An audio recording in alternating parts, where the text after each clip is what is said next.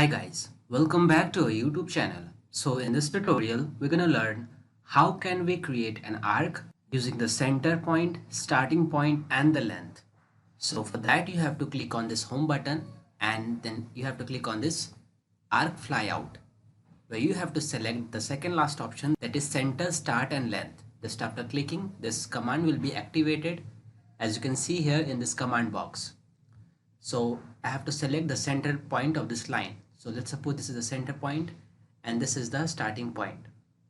And now I have to select the length, that what should be the length of this arc. So let's suppose it's somewhere around 9 feet 6 inches, that is 9.5 feet. So as you can see, this arc has been drawn.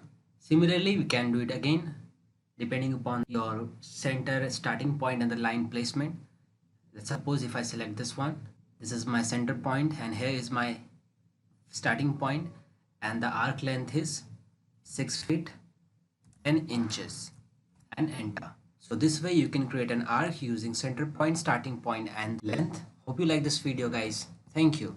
If you really like the content, then please like the video and click subscribe to see more videos like this. And don't forget to share this video with others. You can find the link to complete basics to advanced Excel tutorial in the description below, or you can visit mahagurus.com to see lots of other software courses. Thank you.